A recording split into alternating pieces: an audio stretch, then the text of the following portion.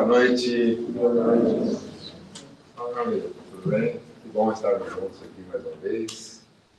É sempre um privilégio e uma responsabilidade. A gente se põe diante de pessoas para falar sobre temas importantes. E como não existem coincidências, né? Alguém que inspirou, quem fez a escala de palestras com o tema de hoje, também inspirou a escolha do vídeo que o Paulo apresentou no começo, porque as coisas se entrelaçam de uma maneira muito produtiva e muito alinhada com a nossa necessidade de aprendizado. Eu tenho certeza que todo aquele que se expressa num contexto como esse, primeiro tem que ter a consciência de que os ouvidos mais próximos da boca são os de quem está dizendo. Então, tudo aquilo que eu digo, eu sempre uso o pronome no plural, nós. Eu me incluo em tudo aquilo que eu coloco. E segundo, que, como Paulo falou, a mediunidade não é um privilégio de alguns, é um sentido que todo ser humano tem em algum grau, em alguma medida, e que, ao longo das nossas sucessivas existências, conforme a necessidade de aprendizado, conforme a importância daquele momento, ela flui de uma maneira mais concreta e objetiva. E a intuição é aquela forma, aquela expressão de conexão com o plano extrafísico que mais facilmente acessamos, todos nós, ao longo da nossa vida. Nós sempre temos intuições. Nem sempre damos ouvidos a elas, mas, de fato, elas ocorrem com muita frequência na nossa vida. E,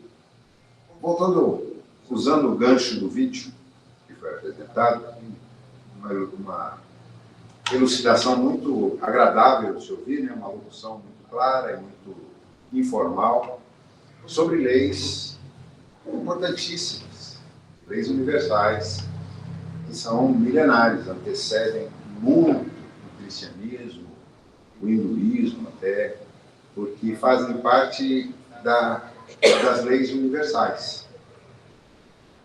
Há cerca de um ano, que eu vou fazer um depoimento pessoal aqui. Eu estive aqui nessa casa logo no comecinho de janeiro, né, Paulo? Paulo, amigo já de longa data, ele, Celinha, já tivemos o privilégio de atuarmos juntos em outras ocasiões. E eu estava passando por um dos momentos mais difíceis da minha vida. Eu estava num luto profundo, completamente perdido, sem perspectiva, sem propósito, sem direção, sem bússola, sem nada. O baque ocorreu na noite do dia 31 de dezembro. Não vou entrar em detalhes aqui, alguns sabem. Mas todas as casas estavam fechadas naquela época, as 3 casas com as quais eu tenho vinculação. Eu procurei conversar com o Paulo, Célia, fiz uma visita à casa deles para ver se nos alinhávamos. Conviria, naquele momento, eu vim aqui fazer palestras. Conversei com o Júlio, lá do Cerro de Esperança. Conversei com a Silvia, lá do Lar Celeste. E fui buscar ajuda. Eu estava literalmente no fundo do poço, mas com as pernas tão entorpecidas que não tinha sequer forças para me impulsionar para o alto. Os 3 primeiros meses do ano foram especialmente difíceis. Muito, muito, muito difíceis. Mas eu, nesse meio tempo, procurei fazer uma imersão, uma reflexão muito profunda em mim mesmo, em reavaliar toda a minha existência, os meus 67 anos na época, e entender o que estava acontecendo, por que estava acontecendo, mas o mais importante, o que a vida estava me mostrando naquele momento e que eu precisava mudar. Quando a gente pede com fé, e pedimos da maneira correta aquilo que realmente é importante para nós, inevitavelmente somos atendidos. O mestre já nos colocou isso com muita clareza. E nós vamos falar um pouquinho também sobre o tema principal, que é a fé que move montanhas. E eu fui em busca dessa fé, que estava fraquinho. Quase 30 anos de estudos da espiritualidade, mais de 20 anos, quase 25, fazendo palestras, dando aulas. No entanto, quando eu me coloquei na condição daquele que precisava de auxílio, e não daquele que está disponibilizando o seu tempo para auxiliar, para ouvir, eu repensei tudo aquilo que eu havia passado. E a partir daí as coisas, como foi dito nesse vídeo, começaram a acontecer espontaneamente. Eu parei de dar música com o fato, eu tive uma conversa muito dura, muito forte comigo mesmo. Zé, para, muda. Você já tem tempo de vida, bagagem, conhecimento suficientes e você tem que aplicar isso agora a você mesmo para provar que aquilo que você prega para os outros é verdadeiro. E foi o que eu comecei a fazer. A partir daí as coisas foram surgindo, os algoritmos da internet, os algoritmos do plano extrafísico sempre nos direcionam para aquilo que é mais importante para nós naquele momento. E eu fui convidado para participar de uma imersão durante uma semana, gratuita, de alguém que eu admiro muito, embora não o conhecesse pessoalmente. E a cada noite ia ser dada uma frase que deveria ser anotada para que no final da semana, no último dia, faria o sorteio para o lançamento de um curso. Procedimento normal de cursos na internet. E a frase da primeira noite bateu fundo, muito fundo em mim. E se alinha totalmente que foi colocado aqui. Sucesso é aquilo que atraímos a partir daquilo em que nos transformamos. E eu não me refiro aqui a sucesso material, financeiro e profissional, mas sucesso no sentido mais amplo, no sentido de vida, ter uma vida bem-sucedida em todos os seus pilares, em todas as suas áreas, afetiva, familiar, social, profissional, econômica, financeira. Se não houver equilíbrio em todas essas áreas, a gente jamais vai ter uma vida plena. E a partir daí eu mergulhei de cabeça nesse processo, apliquei muitas dessas orientações que são passadas nesse vídeo, li e reli muita coisa que eu já havia acessado há anos, décadas, e aos poucos isso foi se cristalizando e tomando um volume muito importante. Quanto à fé, essa fé que Jesus explicitou aos seus discípulos, que se eles tivessem a fé do tamanho de um grão de mostarda, eles poderiam mover montanhas, é um assunto que vem sendo explanado ao longo dos séculos pelos maiores pensadores, filósofos, religiosos de todos os tempos. E eu não teria a presunção e a pretensão aqui de tentar criar uma nova interpretação sobre o que é fé, porque ela é algo totalmente subjetivo. Cada um pode interpretá-la à sua maneira e, intuitivamente, todos nós sabemos o que é ter fé. A gente pode não conseguir expressar, criar uma frase, criar uma forma de explicá-la, mas interiormente não sabemos o que é ter fé.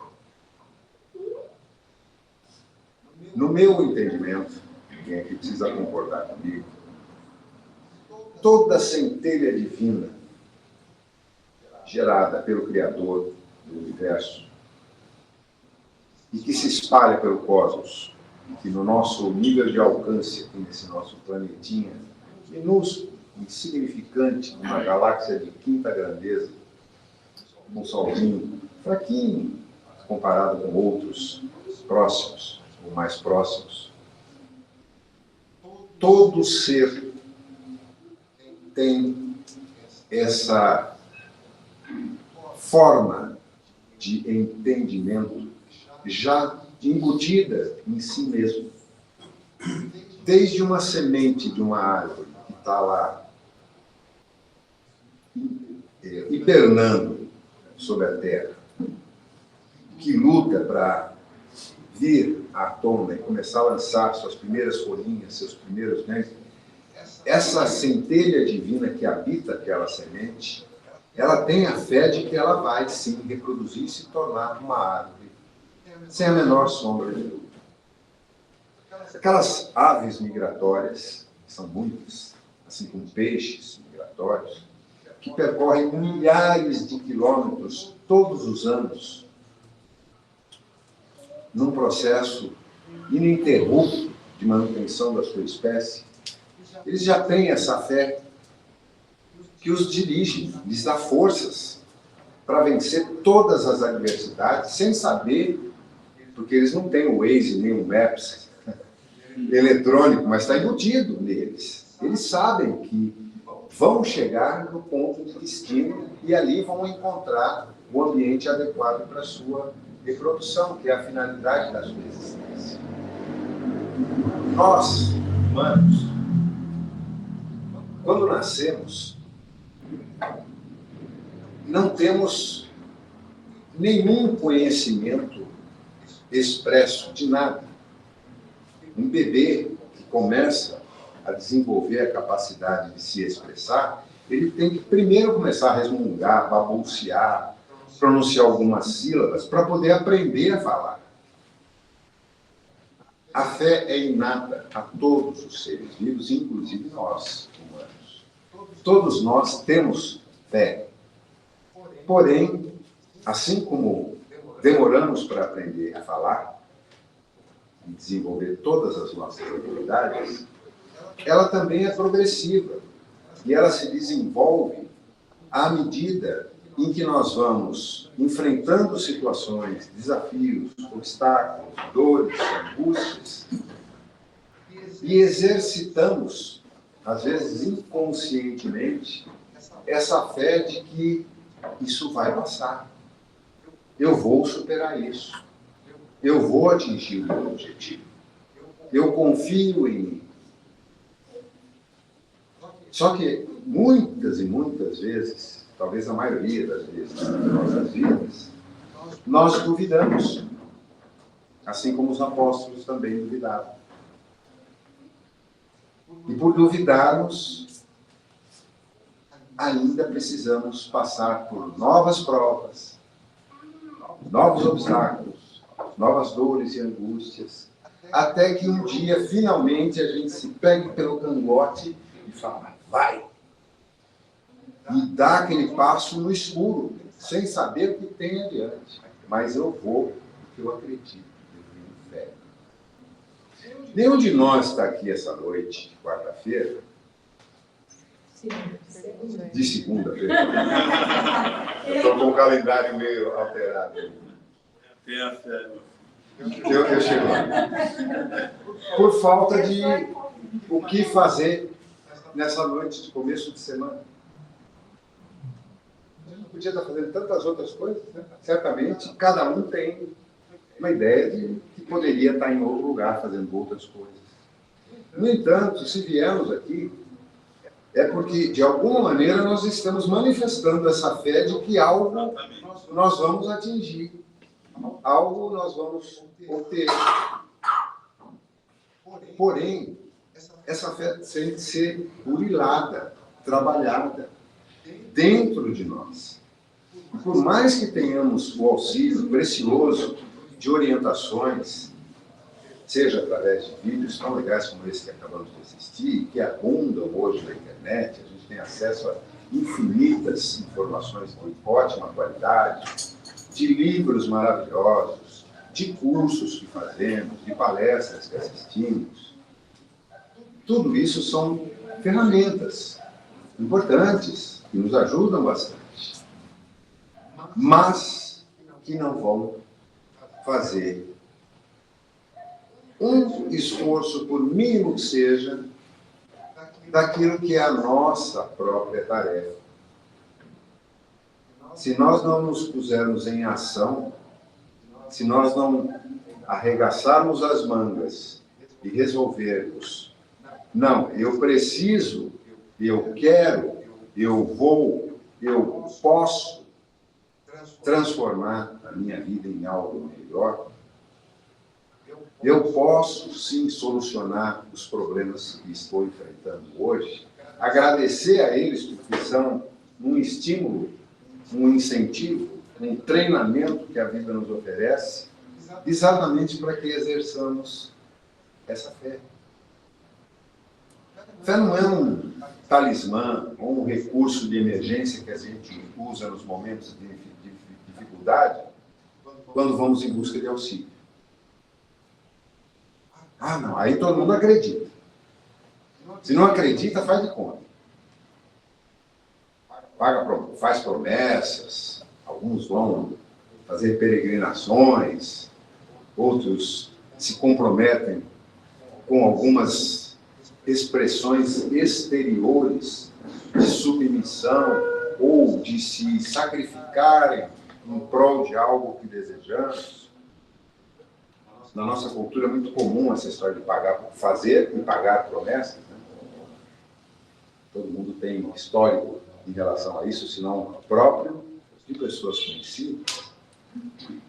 No entanto, as promessas que dizem respeito a ações posteriores, por mais dolorosas e difíceis que elas sejam, eu vou parar de fumar, eu vou subir a escada da Igreja do Calvário de joelhos, ou do Pelourinho, lá na Bahia, ou eu vou fazer uma viagem de gratidão para tal lugar, para tal igreja. A gente viu milhares de fiéis ali nas basílicas, principalmente aqui em Aparecida, no estado de São Paulo, em tantos outros lugares.